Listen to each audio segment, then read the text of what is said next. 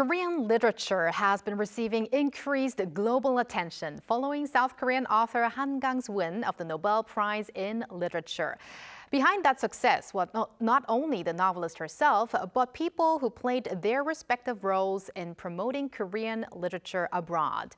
For today's Hallyu People segment, we connect to one of them, which is Professor Anders Karlsson, a senior lecturer at the University of London School of Oriental and African Studies. Hello, Professor Karlsson. Hello. So, Professor Karlsson, you have translated two of author Han Kang's books into Swedish, together with your wife, Ok-kyoung, who is a translator. So, you must have received quite a lot of congratulations ever since Han received the Nobel Prize. Yes, so there are many people that are very happy about the fact that Han Kang won the Nobel Prize in Literature this year. So, yes, we've heard from many people, both from Sweden and from Korea, etc. Yeah, there's a lot of buzz around.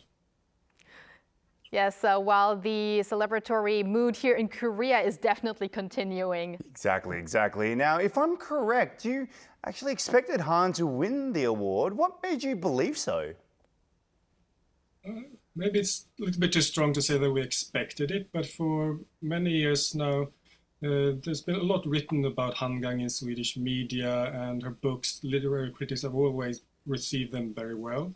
And there have been not a few critics have talked about her as a strong candidate for the Nobel Prize. So we certainly had a sense that there was a possibility. Of course, we couldn't know when, but there was once again this kind of buzz around her works. So it did happen this year, 2024.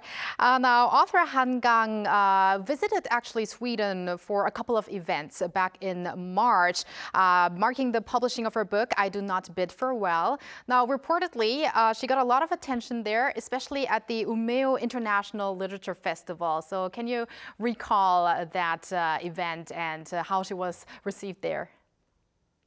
Yes, well, both the one in Stockholm and the one in Umeå, both they were very successful. So in Stockholm, the event was sold out with 500 visitors in the venue. And the one in Umeå, there were more than 1,000 people that came to listen to Han Kang. And both in Stockholm and in Umeå, people queued for more than an hour to have their copies of her books signed. More than an hour, that is amazing. Now, as if she was a K-pop star. So, Professor, yes. You and your wife have translated two of Han's books, as we mentioned before. So, one is the I Do Not Bid Farewell, or 작별하지 않는다 in Korean, and the other one is the White Book, or 흰 in Korean. So, we'd love to know how your journey of translating these books into Swedish was for you and your wife. So, also, how was the first impression of the novels when you read them? And, was there a moment where you thought, okay, we must translate these books? Yes, so, we've been translating Korean literature together for close to 30 years now. And in 2013, at one program organized by the Korean Literature Translation Institute, we met Han Kang and we read her works, and we're very impressive, fascinating works, and we thought, oh, we really want to translate her works sometime. But at that time, we had other commitments, other translation commitments. But then in 2015, and this was before she received the Man Booker International Prize, a Swedish publisher contacted us and asked if we could translate two of her books. That was then Sonja Onda, or Human Acts in English, and The Vegetarian. But they wanted to have them published simultaneously because Han Kang was coming for a book fair in Sweden. So they gave a very, very short time frame for that project. So that time we weren't able to help them. And so they translated indirectly from English into Swedish. But then later on, when they contacted us about Hin, so we were very happy to work on that book. And later on also then Chakrajan and Or We Do Not Bid Farewell, Why Do Not Bid Farewell. So we worked on those two books, and the last one, that came out in March this year.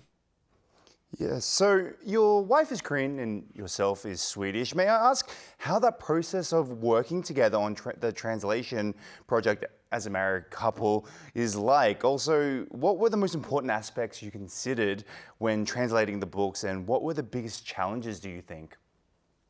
Yeah.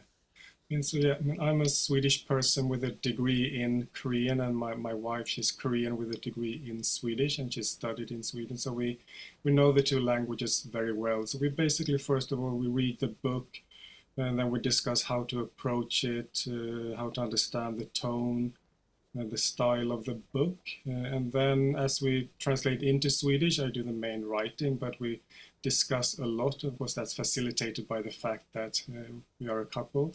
And so we discuss about, it could be small things like how to translate a certain words, but also maybe how to convey certain cultural or social context to a Swedish reader. And I think what we pay special attention to and what is the challenge is more or less the same thing, and it's how to convey the kind of special tone and style that Han Kang has in her books. And she can write very tenderly and then very beautifully about quite difficult subject topics. And so just how to find that balance between the language and the content. It is a challenge, but it's also very, very stimulating. Seems that your wife and yourself are a great team for this sort of thing.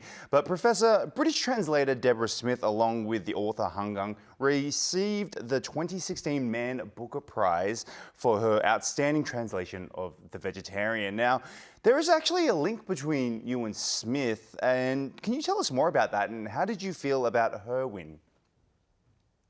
Yes, so the link is my university, so SOAS, or School of Oriental and African Studies in London, where Deborah Smith did her MA and PhD degrees in Korean studies. And I do remember having her in one of my history classes. And yeah, so around that time, the Man Booker Prize, they started to give the prize to both the author and the translator. So I was very happy for Deborah Smith at that time, because it's always nice when the translator gets that kind of acknowledgement. It is definitely. And also, Professor Karlsson, currently you are also working on a Korean book, we heard, Cursed Bunny, or 저주 토끼, which is also by a Korean author named Bora Jung, or Jongbora in Korean. So how is that process going on? And also, are you, again, working with your wife together on this book? Yes, so we are always working together on the translations. Yeah, and this is, I mean, in terms of style and in terms of content, a very different book. We find it very stimulating to work on that.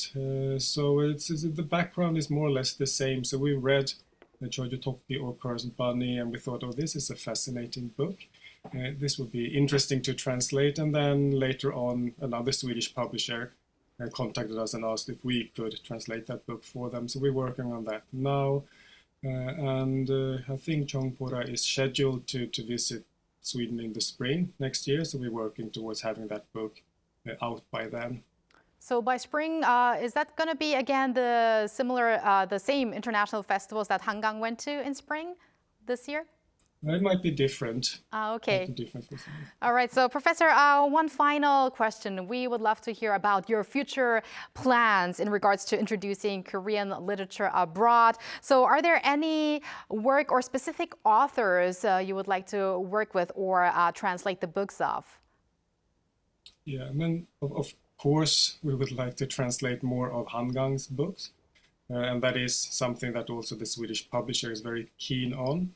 In particular, since she received the Nobel Prize, but there are so many other outstanding Korean writers that we certainly think should be introduced to Swedish readership. I mean, before we have translated Hwang Sok-young's works into Swedish, maybe something more, maybe his latest books, but there are so many other authors. It could be Kim Young-ha, Pae So-ah, Kim Arirang, Chun Myung-wan. I mean, there are so many of them, and actually Swedish publisher, they keep a very keen eye on what's going on in Korean publishing worlds and in Korean literary worlds. So I'm sure we will have many opportunities in the future to continue to introduce Korean literature in Sweden. Yes, indeed. Let's hope that the latest win by Han Kang of the Nobel Prize in Literature does lead to many more translated books in Sweden. So, Professor Karlsson, thank you so much for your insights today and, of course, your endeavors in promoting Korean literature in Sweden. Thank you so much. Thank you, Professor. And that brings us to the end of today's program. Thank you again, Walter, and we will see you again later this week. See you later. So I'll see you when I see you.